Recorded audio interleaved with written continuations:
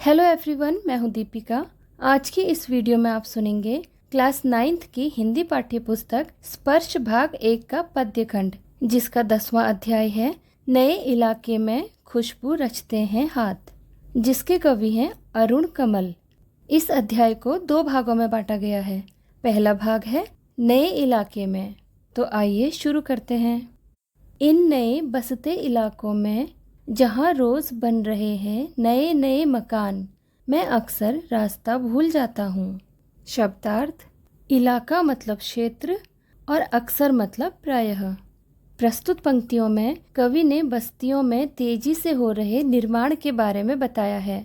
रोज कुछ न कुछ बदल ही रहा है। अगर आज कहीं कोई खाली जगह या मैदान है या कोई टूटी हुई झोपड़ी या मकान है, तो कल वहाँ पर काफ़ी बड़ा मकान बन चुका होगा। इस तरह ऐसी जगहों में या शहर में रोज़ नए नए इलाके या मोहल्ले बसते जा रहे हैं। जहाँ पहले सुनसान रास्ता हुआ करता था, वहाँ आज काफ़ी चहल पहल दिखाई दे रही है और लोग रहने लगे हैं। यही कारण है कि कवि को रास्ता पहचानने में कठिनाई हो रही है और वह अक्सर रास्ता भूल जाता है। धोखा दे जाते हैं पुराने निशान, खोजता हूँ ताकता पीपल का पेड़, खोजता हूँ ढहा हुआ घर और ज़मीन का खाली टुकड़ा, जहाँ से बाएं मुड़ना था मुझे। फिर 2 मकान बाद बिना रंग वाले लोहे के फाटक का घर था 1 मंजिला। शब्दार्थ: ताकता मतलब देखता हूँ, ढहा मतलब गिरा या टूटा, फाटक मतलब दरवाज़ा। इन पंक्तियों में कवि हमें अपने रास्ते भूल जाने की वजह बता रहे हैं। वे कहते हैं कि उन्होंने अपने आने जाने के रास्तों और ठिकानों तक पहुंचने के लिए कुछ निशान बनाए हुए थे, जिनसे उन्हें पता चलता था कि वे सही रास्ते पर हैं। वे चिन्ह अब काम नहीं आते, क्योंकि अब उनके वो निशान या चिन्ह कहीं हैं ही नहीं। लेखक पीपल का पुराना पेड़ खोजते हैं या एक टूटा हुआ घर, जिसे देखकर वे रास्ता पहचानते थे।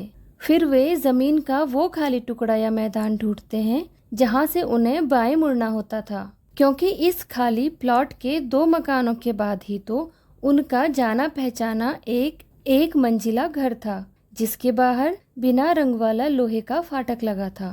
परंतु अब वहाँ ना तो पीपल का पेड़ रहा, क्योंकि शायद लोगों ने उसे उखाड़ दिया, ना टूटा हुआ वह घर, वहाँ तो नया मकान बन चुका, और ना ही वह ज़मीन का टुकड़ा खाली रहा, क्योंकि अब वहाँ पर एक बड़ी इमारत थी। इस तरह उनकी सारी पुरानी निशानियाँ गायब हो गई और उन्हें सही रास्ता नहीं मिल रहा। और मैं हर बार एक घर पीछे चल देता हूँ या 2 घर आगे ठकमकाता। शब्दार्थ: ठकमकाता मतलब डगमगाता हुआ या रुक रुक कर। कवि कहते हैं कि नए नए मकानों के बनने की वजह से अपने घर जाते समय वे हर बार या तो अपने घर से पहले ही मुड़ जाते हैं या डगमगाते हुए अपने घर से 2 घर आगे पहुंच जाते हैं। यहाँ रोज कुछ बन रहा है, रोज कुछ घट रहा है, यहाँ स्मृति का भरोसा नहीं। शब्दार्थ: घट मतलब घटित होना या कम होना, स्मृति मतलब याद या याददाश्त। कवि कहते हैं कि इस नई बस्ती में रोज ही कुछ न कुछ नया बन रहा है और कुछ पुराना टूट रहा है। इस बदलते परिवेश के चलते आप अपनी स्मृति या याददाश्त पर भरोसा नहीं कर सकते, क्योंकि अपने रास्ते को पहचानने के लिए जिस इमारत या पेड़ को हमने निशानी बनाया था, क्या पता कल इसकी जगह पर कुछ और बन जाए। एक ही दिन में पुरानी पड़ जाती है दुनिया, जैसे वसंत का गया पतझड़ को लौटा हूँ, जैसे बैसाख का गया भादों में लौटा हूँ। अब यही है उपाय कि हर दरवाज़ा खटखटाओ और पूछो, क्या यही है वो घर। शब्दार्थ: बैसाख और भादो हिंदी में महीनों के नाम। इन पंक्तियों में कवि तेजी से हो रहे परिवर्तन के बारे में बता रहे हैं। वे कहते हैं, ऐसा लग रहा है कि एक पल में कई सदियां गुजर गई। ऐसा नहीं है कि कवि यहाँ पर बहुत लंबे समय के बाद लौट रहे हों, मगर फिर भी उन्हें ऐसा लगता है मानो वे बसंत में गए और पतझड़ में लौटे हों। या फिर बैसाख के महीने में गए और भादों के महीने में लौटे हों। उन्हें सब बदला हुआ दिख रहा है और वे अपना घर भी नहीं पहचान पा रहे। कवि कहते हैं कि अब तो बस यही उपाय बचा है कि हर घर का दरवाजा खटखटाकर पूछा जाए, क्या यही है वो घर? समय बहुत कम है तुम्हारे पास, आ चला पानी, ढहा आ रहा आकाश। शायद पुकार ले कोई, पहचाना ऊपर से देखकर। शब्दार्थ: ढहा मतलब गिरना और आकाश मतलब आकाश या आसमान। कवि कहते हैं कि अब तो सही रास्ता ढूंढने के लिए ज्यादा समय बचा भी नहीं है, क्योंकि ऐसा लगता है कि अब तो आसमान से बारिश भी होने वाली है और कवि को उम्मीद है कि कोई परिचित उन्हें देख लेगा और आवाज लगाकर उन्हें अपने घर ले जाएगा। अध्याय का दूसरा भाग है खुशबू रचते हैं हाथ।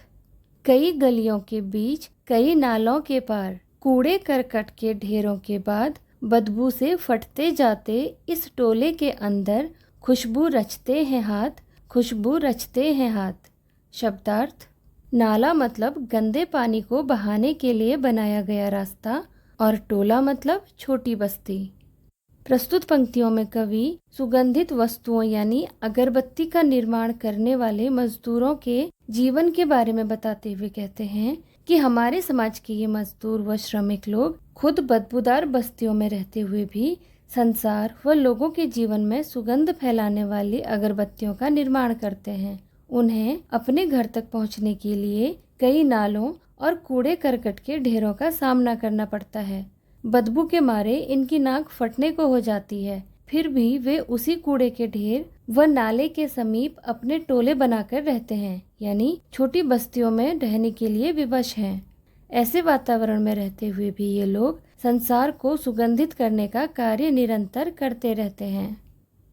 उभरी नसों वाले हाथ, घिसे नाखूनों वाले हाथ, पीपल के पत्ते से नए नए हाथ, जूही की डाल से खुशबूदार हाथ, गंदे कटे पिटे हाथ, जख्म से फटे हुए हाथ, खुशबू रचते हैं हाथ, खुशबू रचते हैं हाथ। शब्दार्थ: जूही एक फूल का नाम और जख्म मतलब घाव।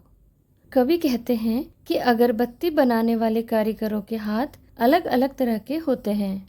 इन मजदूरों में कुछ बूढ़े लोग भी हैं जिनके हाथों की नसें कमजोरी के कारण स्पष्ट दिखाई देने लगी हैं, और कुछ ऐसे लोग भी हैं जिनके नाखून तक काम करते करते घिस चुके हैं। कुछ नन्हे बच्चे जिनके हाथ पीपल के पत्तों की तरह कोमल हैं, या फिर वे नवयुवतियां जिनके हाथ जूही की डाल की तरह खुशबूदार प्रतीत होते हैं। कुछ कारीगरों के हाथ गंदे, कटे पिटे और चोट के कारण फटे हुए भी होते हैं। भांति भांति के ये लोग विभत्स जीवन परिस्थितियों के बाद भी खुशबूदार वस्तुओं की रचना करते हैं, यानी दूसरों के लिए खुशबू बनाने वाले खुद ना जाने कितनी और कैसी तकलीफों का सामना करते हैं। यहीं इस गली में बनती हैं मुल्क की मशहूर अगरबत्तियाँ।